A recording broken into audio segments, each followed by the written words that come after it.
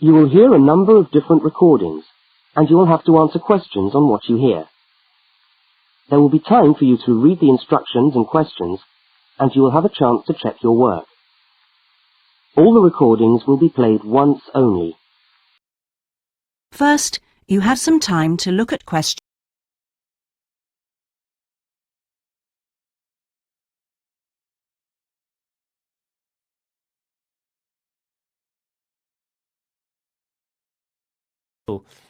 Well, some real-life superheroes do exist, and that's what we'll be talking about today, and we'll be explaining some words related to superheroes. But first, a question. Ooh, can I use my superpowers to answer this one? You can try.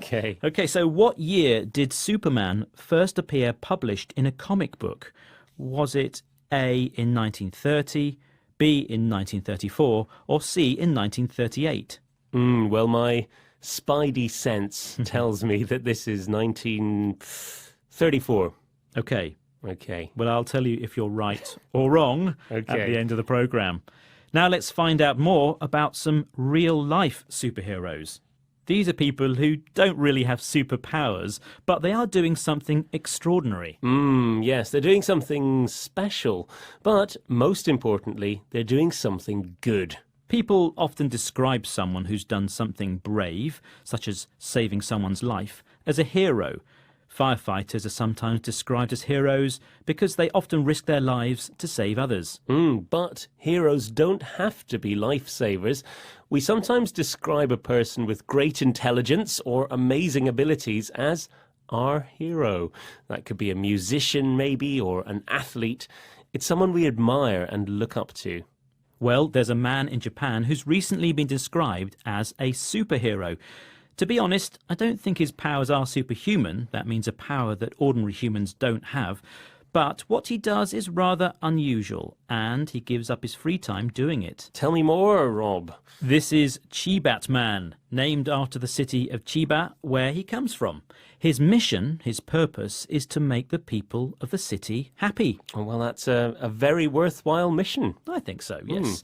Chibat Man has been spotted flying through the streets of Chiba, dressed a bit like Batman and riding his custom-built three-wheeled Chibat pod. His Chibat pod. Okay. But why? Is he just a bit crazy, or does he have honourable intentions? Well, you mean, does he genuinely want to do good things and make things better?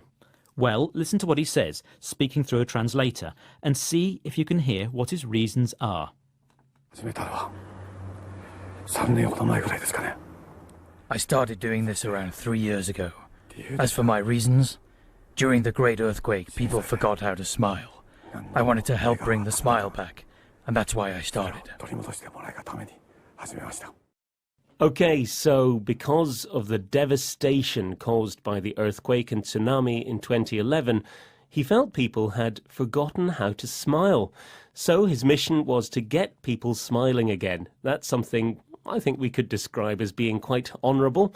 What's interesting about him and other superheroes is they keep their identity closely guarded. Nobody knows who the real man in the costume is. And that's also true for another Japanese man who's been called a superhero.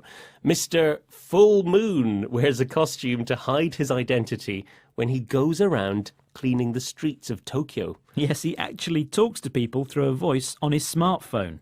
He hasn't been employed by anyone to do this. He just claims he wants to keep the city's streets cleaner.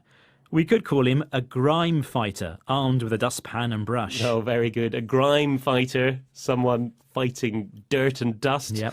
Well, it's time now to see if your superpowers helped you answer today's question correctly. Yes, Rob, you asked me what year Superman first appeared in a comic book. And you said 1934, didn't you? I was Wrong. Yeah, No. sorry. Superman first appeared in Action Comics #1 in June 1938. The character was created by Jerry Siegel and Joe Shuster, and originally he wasn't a hero but a villain, the bad guy.